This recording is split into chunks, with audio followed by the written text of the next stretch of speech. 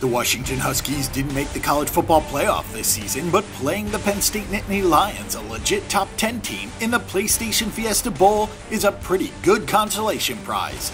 Penn State had a strong case for the CPF last season and almost a Final Four team this season, but a fourth quarter collapse against Ohio State changed that. Despite the loss of offensive coordinator Joe Moorhead, whose arrival transformed Penn State from a good team to a great team, the Nittany Lions are still a short favorite of a couple of points for this trip to Arizona, with a total in the mid-50s.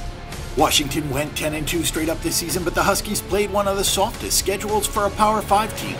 The non-conference featured Rutgers, Montana, and Fresno State. The Huskies avoided USC, got Washington State at home, and also missed out on Arizona and Khalil Tate.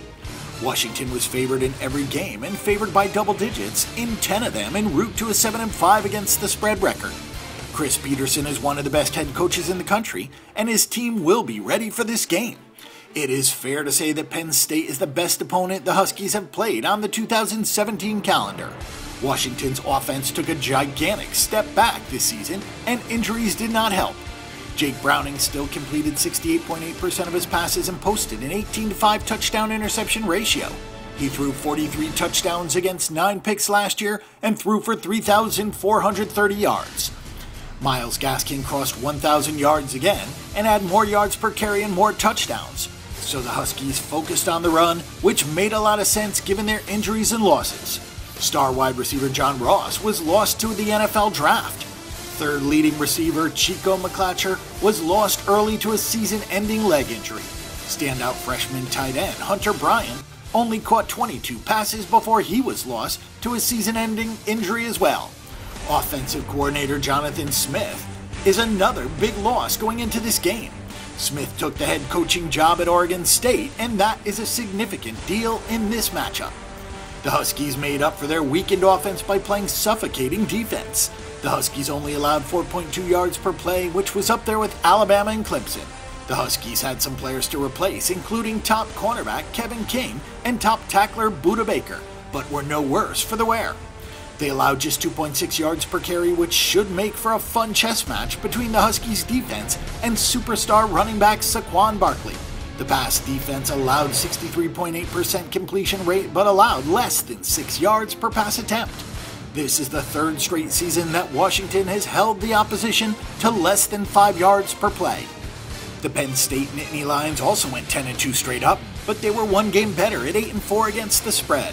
After the loss to Ohio State, Penn State didn't cover again until blowing out Maryland in the finale.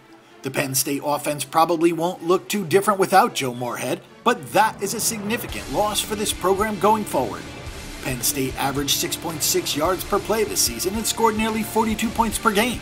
In James Franklin's first 2 seasons in Happy Valley, the Nittany Lions averaged 4.6 and 5.5 yards per play. Under Moorhead, who was hired before the 2016 season, Penn State had 6.5 and 6.6 yards per play. Life without him begins against a stalwart defense. Quarterback Trace McSorley was overshadowed by running back Saquon Barkley, but McSorley accounted for 37 total touchdowns with a 26-8 touchdown-interception ratio and 11 rushing scores. He completed 65% of his tosses with a talented cast of wide receivers in Deshaun Hamilton, Juwan Johnson, and tight end Mike Gesicki. Penn State had 4 guys with at least 47 receptions, including Saquon Barkley, who had 47 grabs for 594 yards and ran the ball 199 times for 1,134 yards. Barkley put up great numbers, but he had 21 carries for 44 yards against Ohio State and 14 carries for 63 yards against Michigan State. He ran for over 100 on Michigan, but had 69 on one run and 39 in his other 14 carries. He did struggle against better competition, which is a factor to consider in this game. The Penn State defense was solid for the most part, allowing just 4.7 yards per play. Ohio State moved the ball really well in that huge game, and the Nittany Lions struggled to stop Michigan State and Nebraska later on in the season. Defensive coordinators Brent Pry and Tim Banks have a lot of time to plan for Washington, which should help, though it didn't help in last year's Rose Bowl thriller against USC, in which the Trojans ran up 575 yards. Maybe it just took James Franklin some time to build the program up after the losses of scholarships and the fallout from the Joe Paterno sanctions, but this was a 7-6 team in both 2014 and 15. Things had taken a turn with the Joe Moorhead offense, and the defense has been solid throughout, but it wasn't enough in the first 2 seasons. The Nittany Lions didn't play many good offenses this season except for Ohio State and didn't show well in that game. The Huskies and Nittany Lions are both missing offensive coordinators, so the under is probably the best look in this game. It seems like a lot of Franklin's success at Penn State can be tied to the Moorhead hire and the way that he utilized McSorley and Barkley. Perhaps things don't change too much in this one game, but Washington went from having a slight coaching advantage to having a pretty big one at this point. Neither of these teams played great schedules, and neither team showed all that well in marquee games. So with Washington's coaching edge, the scale tips in their direction. Our pick and prediction is for the Washington Huskies at +1.5. For our pick and prediction on this game and every other game this week, and a wealth of free stats and information, check out bangthebook.com.